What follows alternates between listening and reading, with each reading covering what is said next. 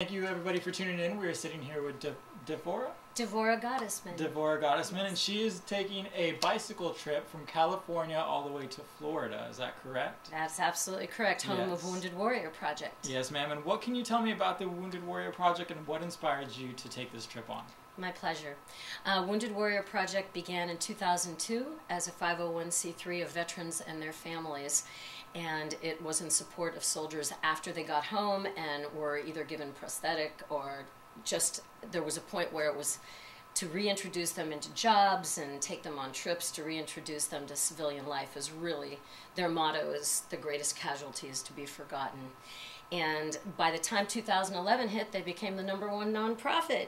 There you go. And so I heard about them through a soldier that I met 2 years ago, and he had served 11 years, and all the questions I've had as a child up until now about military and who would be willing to serve and take a bullet for our country or for us as individuals, that's been a question. And when I met this soldier, he brought the story home, and I had a song come out. Right after that, I've been a performing singer-songwriter for decades, and when the song happened and he looked me in the eye and said, "This is it, this is where you belong," I contacted Wounded Warrior Project and created an event with Wounded Warrior Project, and the rest is history. Just everything has been very, very wonderful to be able to connect soldiers and civilians. And you're here in Louisiana now, you're here in Lafayette. What's the journey been like so far? What have you learned, seen on the roads?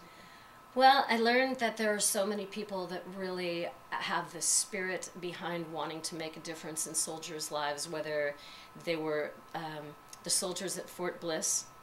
Let me back up. I did have a support vehicle, and I left Hollywood with a Harley Escort. That was great. And then by the time we hit Phoenix and I had a little bit of heat stroke, I rested in Phoenix, Scottsdale, and realized that my support driver was not able to continue on.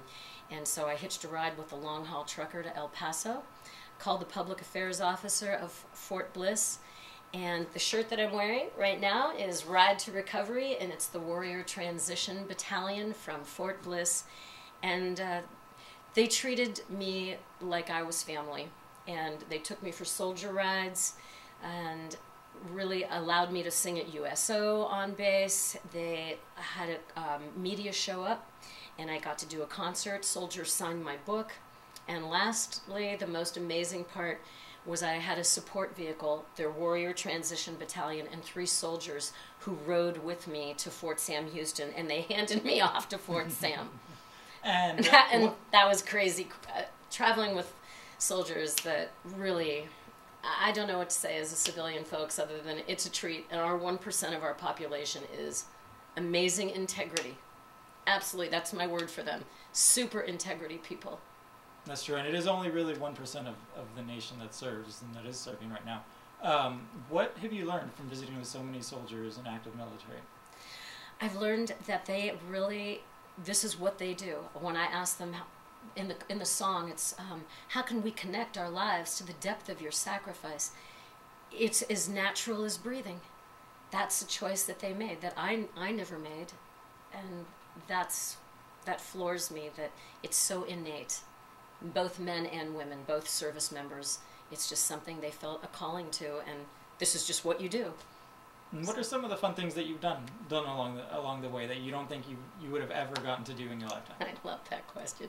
Well, the Harley Escort was really over the top, and riding with soldiers from Ride to Recovery out of Fort Bliss. I thought I was in pretty good shape, and they had me huffing and puffing and laughing the whole way and doing video footage with them. I also feel like the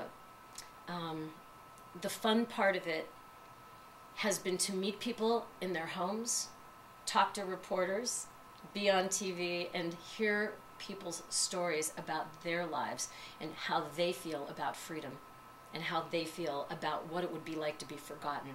And that, to me, was the biggest surprise of the trip, really, is hearing people's sense of integrity and love of life.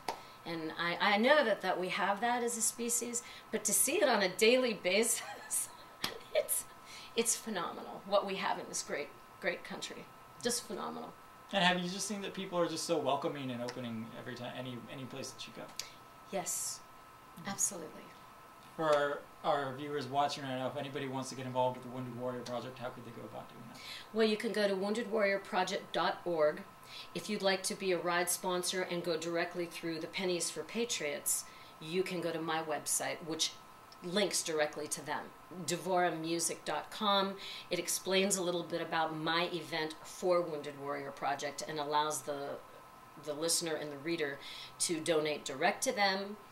And I love it. For every dollar you donate to them, 82% of it goes to helping the soldiers. The rest is administration.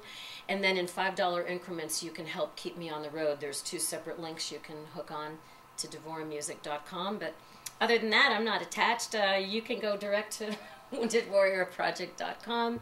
And hopefully the song will be on iTunes and on my website, and that'll be an ongoing source of support where it'll split out where the 501c3 will get a percentage of every download, and then I'll have a percentage so that I can keep on riding. All right. Well, You're thank you so much for meeting with us, Devorah. Justin, amazing. You're fabulous. You. And thank you, Acadiana, for watching. We've been speaking with Devorah as she travels throughout the U.S. to help the Wounded Warrior Project. We'll see you all next time.